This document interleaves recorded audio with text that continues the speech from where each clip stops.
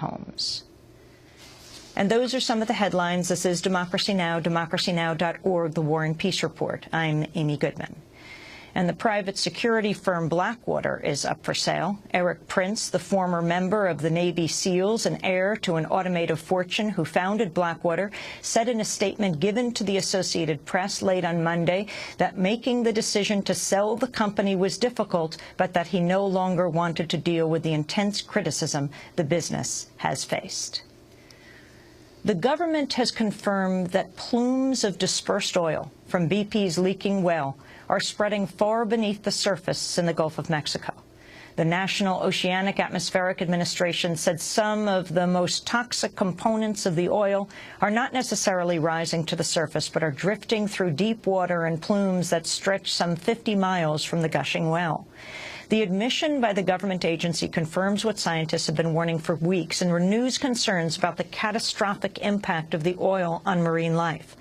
Last week, BP CEO Tony Hayward had declared, quote, "The oil is on the surface. There aren't any plumes." Meanwhile, Tuesday, BP and government officials claim BP's new CAP system has collected over 51,000 barrels of oil since Friday.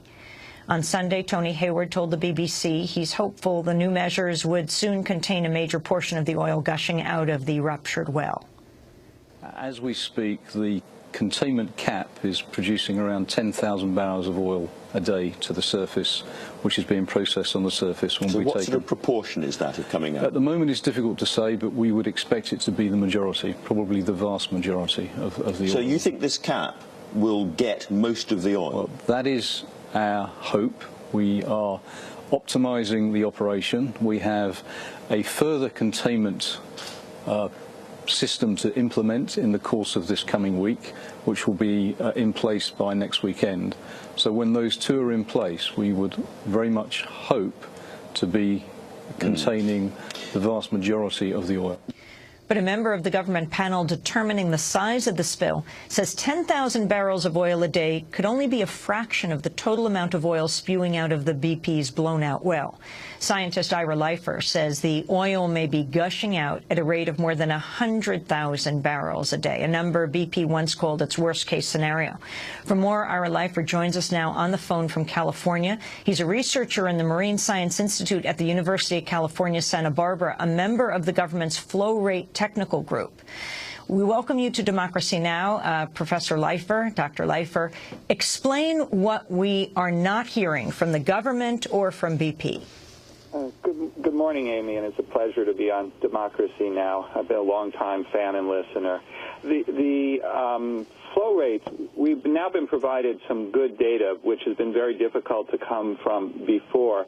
And this data we're analyzing, in its absence, what I pointed out is that there's no reason to disbelieve BP's worst case, and that it could be very large in the 100,000 plus range for a freely flowing pipe, which it clearly appears to be. Now, we're going to find out what the flow rate is, at least as best as we can with the data that we've been given. But I'd like to point out that this is not scientific data that was collected to figure out how much flow, but this is actually data that was just from monitoring, which we're going to try to use, and that means there's going to be larger uncertainties than I think anyone would like. And in particular, these uncertainties mean that the ability to, as Tony Hayward suggests, to hopefully contain, we won't be able to know as precisely as people would like to know whether this is going to happen, whether we will be able to contain the oil gushing into the Gulf, or whether, in fact, we'll be able to do this safely. And so one of the things that I've been proposing and other scientists have proposed is to actually measure the flow using available techniques so that any activities that go into the future can be done safely. So explain again what you think the numbers are, and this whole idea of the U.S. government using the lower estimates, the lower end of the scale, and never mentioning that that was just on the spectrum and that there's a higher end as well. somehow there was a miscommunication, and the report that we had written, which said, based on the data, we can only come up with a lower estimate. The data is such low quality, we don't know what the upper estimate is. Somehow that was miscommunicated and released as the full range. And immediately, the University of California put a copy of the original document on our website to make it available for everyone to see and compare. And within a relatively short time, many of the statements coming out of the administration, some of them began to reflect the new, the correct interpretation, which was what we had said.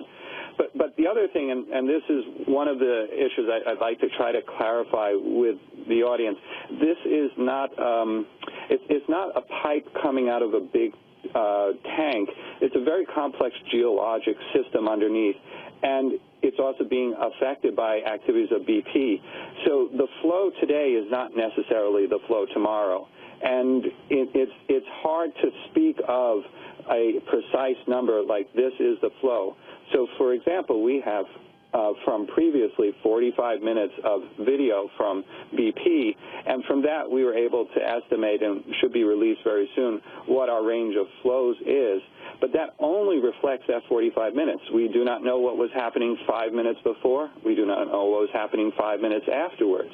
And this is And worse is that from looking at the satellite imagery of the evolution of this oil slick strongly suggests that the emission rate has been increasing since the incident occurred.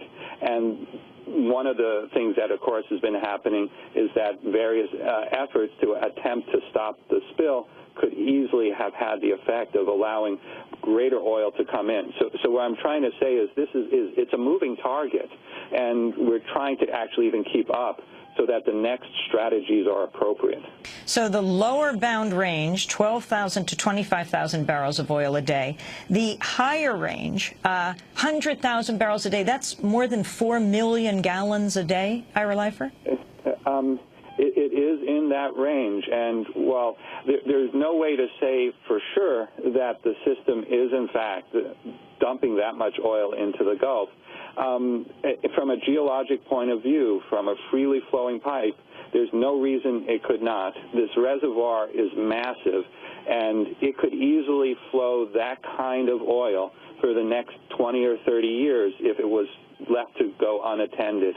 So the amount of oil that could end up in the environment if measures are not successful